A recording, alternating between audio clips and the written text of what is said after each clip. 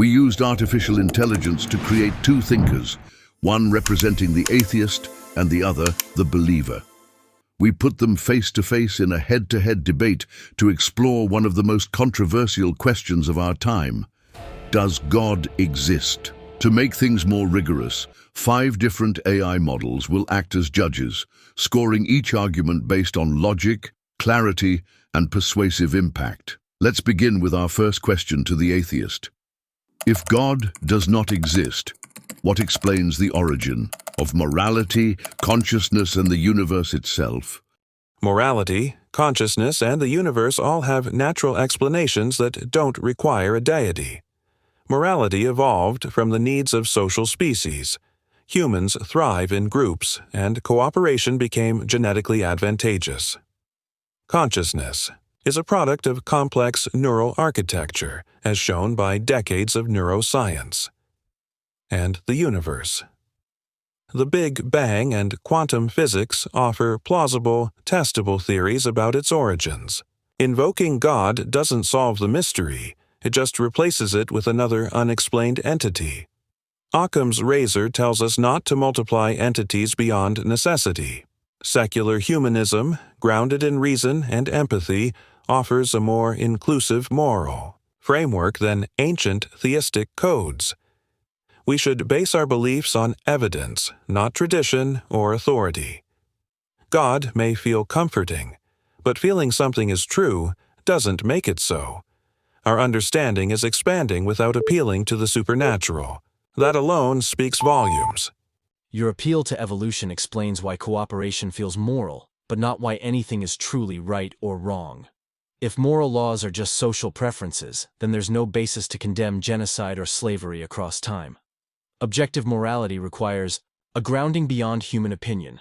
God, as a necessary being, anchors those values. Philosopher Immanuel Kant argued that morality implies obligation, and obligation implies a moral lawgiver. Further, consciousness is not reducible to neurons. Subjective experience, qualia, cannot be explained by materialism alone. The hard problem of consciousness, as Chalmers notes, remains unsolved without invoking something beyond the physical. Finally, the universe began to exist. Whatever begins to exist has a cause. That cause must be eternal and immaterial, traits consistent with a theistic God. This isn't inserting God into gaps. It's acknowledging what the evidence logically points toward, a transcendent cause and moral anchor. Invoking God to explain morality creates deeper problems. Who's God? The one that sanctioned slavery in Exodus? If morality comes from divine command, then it's arbitrary. God could declare cruelty good. Plato's Euthyphro dilemma still stands. Is something good because God commands it, or does God command it because it's good? If the latter, morality exists independently of God. As for consciousness, emergent properties in nature are common. Wetness from water, life from cells. Consciousness may be emergent, too, and our understanding is still young. And causality breaks down at quantum levels. Virtual particles appear without cause. Lawrence Krauss and others suggest the universe could arise from a quantum vacuum. The God hypothesis doesn't predict anything testable. It's not a better explanation. We should trust where evidence leads, not where comfort or tradition beckons. You dismiss divine morality as arbitrary, but classical theism avoids that trap. God doesn't command good, he is the good, as Augustine and Aquinas taught. Morality flows from his unchanging, perfect nature, objective and not culturally bound. Contrast that with secular ethics, shifting sands that justify eugenics one century and oppose it the next. Without a transcendent source, there's no anchor for human dignity. Regarding quantum mechanics, yes, it's strange, but quantum events occur within a framework of physical laws, not nothing. And even a quantum vacuum is something, governed by fields and energy. Who established those laws? The cosmos exhibits fine-tuning so precise, even atheists like Fred Hoyle noted its eerie precision. A multiverse doesn't solve the problem, it multiplies entities, violating Occam's razor. A rational, conscious creator remains the best explanation for both order and value. Fine-tuning arguments assume design when chance and necessity suffice. Given the vast cosmos, it's unsurprising some regions allow life. Anthropic reasoning explains why we find ourselves in a life-permitting universe. Where else could we be?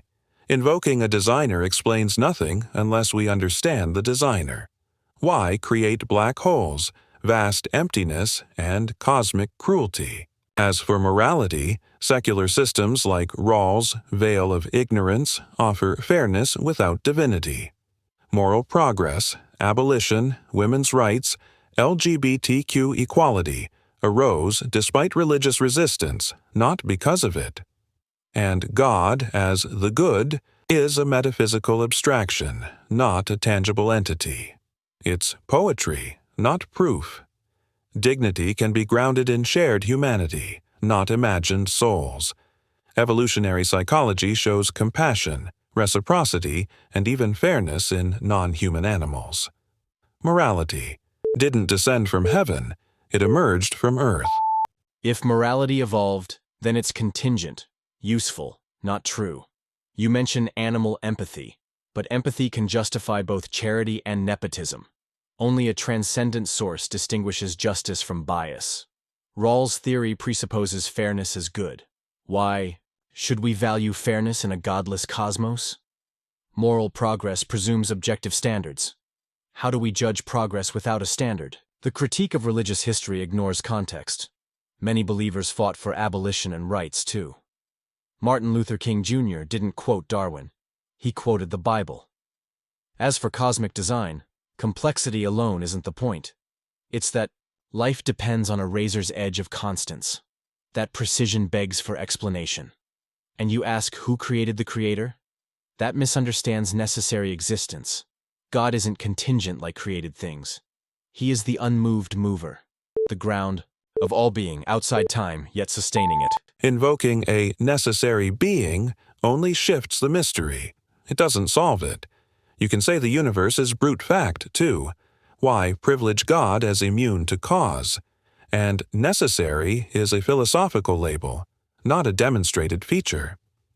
As for morality, the fact it changes proves it's human. Slavery was once moral under divine law. Progress happens when we critique ancient codes, not blindly follow them. MLK's morality was compelling because it resonated with human conscience, not just scripture. Atheists fight for justice, too. Russell, Ingersoll, and modern secular humanists. Science builds models that work. Religion makes claims it can't test. Science feeds the hungry with medicine. Prayer never cured polio. In the lab and in the street, it's reason, not revelation, that moves humanity forward. But reason itself begs explanation. Why trust minds born from blind evolution? C.S. Lewis warned, if thought is just neural fizz, why believe it's true? A rational cosmos hints at a rational cause, and your moral critiques presuppose moral oughts. If all values are man-made, then even genocide could be justified under different norms. You can't condemn evil while denying objective good. As for slavery, it existed globally, often condemned within religious traditions. Christian abolitionists use scripture to fight it. Context matters. You cite science, but science explains how, not why. It can't tell you why love is better than hate. It can't tell you why humans matter. Belief in God answers those whys and gives reason its ultimate grounding. You may not need God to be good, but goodness needs God to mean anything. We trust reason because it works. Planes fly, codes run, predictions come true.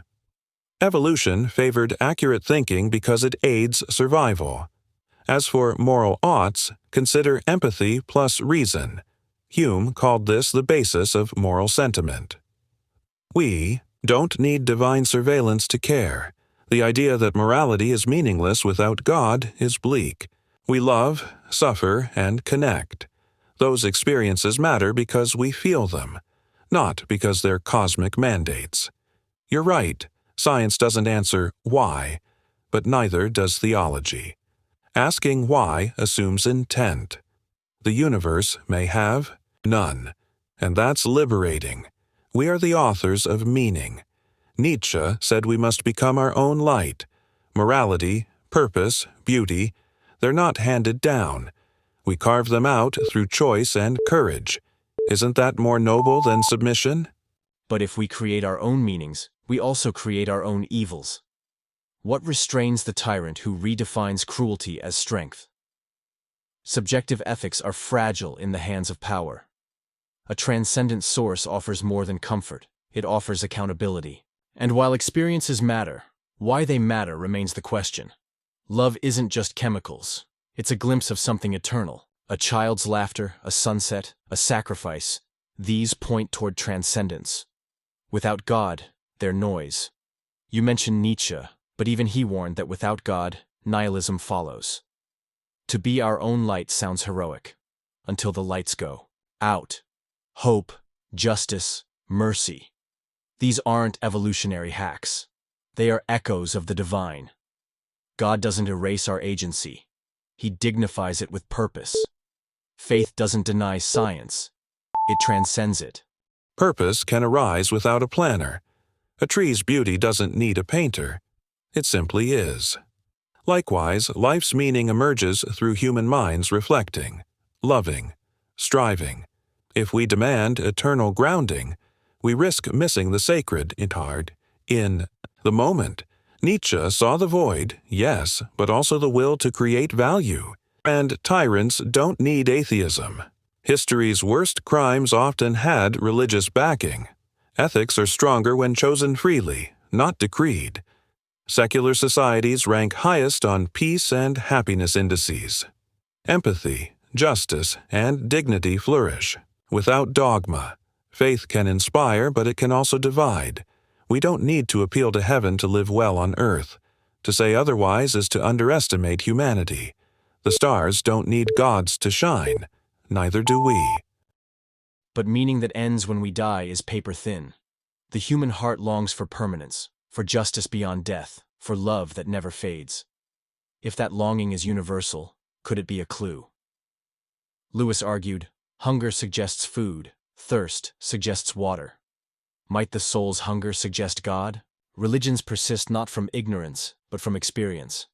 Billions believe not because they're duped, but because they've encountered grace. And tyrants may exploit religion. But atheism under Stalin and Mao wrought horrors too. The danger lies in any worldview unchecked by humility. Theism at its best uplifts the lowly, restrains power, and offers eternal hope. You say stars don't need gods, but maybe they're his handwriting. We're not random atoms in a void. We are loved into being, and that love doesn't end when the lights go out. If we tether meaning to eternity, we risk devaluing the now. Is a sunset less beautiful if it fades? Does courage mean less because we die? Camus taught us to imagine Sisyphus happy, not because the task was divine, but because he embraced the absurd. Even in suffering, we find meaning by choosing dignity, not divine purpose. The problem of evil remains. A loving, omnipotent God permits genocide, disease, cruelty, then asks for worship? That's not grace. It's moral dissonance. In contrast, the secular view doesn't justify evil. It confronts it head-on, accepts randomness, and fights to reduce suffering without appeal to heaven. That's moral maturity. Wonder, love, and awe don't need theology. They're part of being human. We create light, not because we're gods, but because we care. And that is meaning enough. But the very act of caring presupposes significance. Why resist evil if suffering has no higher context? Theism doesn't deny pain, it reframes it. Viktor Frankl, a Holocaust survivor, found meaning in suffering not through despair, but through transcendence. Without God, evil is just unfortunate, not unjust. Yet we feel it is unjust. That intuition points beyond atoms. And love, beauty, awe, they're not just neural fireworks. They feel sacred for a reason. You say, we create light. But isn't it more humbling and empowering to believe that light was gifted? That we were meant to bring warmth to a cold world? Mystery isn't a flaw. It's the fingerprint of the divine. Not every question has an equation. Sometimes truth lives in reverence. Faith doesn't erase reason. It sanctifies it. Yet reverence without evidence is dangerous. History shows that certainties cloaked in mystery have burned heretics and silenced dissent. Frankel's meaning arose from human resilience, not divine intervention, and calling evil a test or part of a plan often excuses it. Do we need cosmic permission to weep at a child's grave? No. The meaning is in our grief, our solidarity, our memory. That's not lesser, it's deeply human.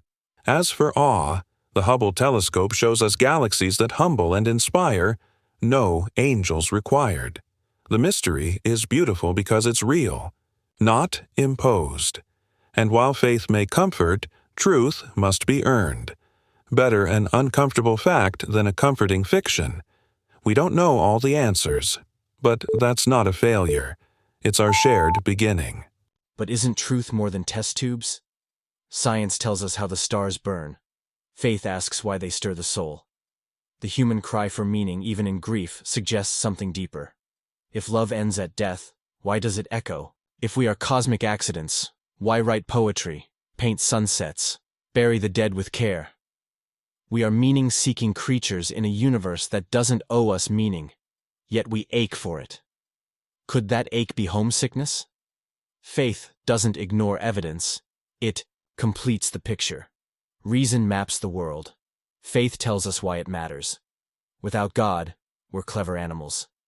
With God, we're sacred stewards. You fear certainty, but belief isn't certainty. It's commitment amid mystery. And perhaps that's where true reverence lies. Not in blind faith, but in open eyes and an open heart. I don't claim all the answers, but I claim the right to ask without fearing divine punishment, to doubt, to explore, to build meaning from the soil up. That's the human project. We are not fallen beings needing rescue. We are rising beings still evolving. The universe doesn't owe us a purpose, and that's what makes our choices profound. When we comfort a stranger, create art, or speak truth, we aren't mimicking a divine plan. We're living as conscious agents in a fragile world, bound by empathy and reason. Faith offers a cosmic story, but reality, raw, vast, unfinished, offers something deeper, responsibility. We don't need to be told we matter. We prove it when we love without condition, question without fear, and hope without illusions. If that's all we ever are, brief sparks in the dark, then let's burn brightly, together. We are not just sparks. We are seen, known, and loved. Our longings point somewhere real, a home beyond this world. You speak of meaning crafted by hands. I speak of meaning received with awe. Both strive for beauty, but one begins and ends in dust, the other in eternity. Love that outlives death. Justice that doesn't die with the victim. These aren't fantasies. They are the echoes of something more. Yes, we ask questions. But perhaps the questions themselves are the evidence. Why should atoms ache for transcendence? God doesn't erase struggle. He enters it. Through doubt, suffering, even silence. He whispers, "You are not alone." To believe is not to escape. It is to stand amid mystery with trust. Not blind trust, but a trust that says, even if I don't see the whole story, I know there is one. And that is enough. Tonight, we heard two bold voices wrestle with one of humanity's oldest questions. Does God exist? Each challenged the other with philosophy, science, ethics, and history without retreat. The AI results are here. Now what about you? Which perspective presented the stronger case? Tell us in the comments.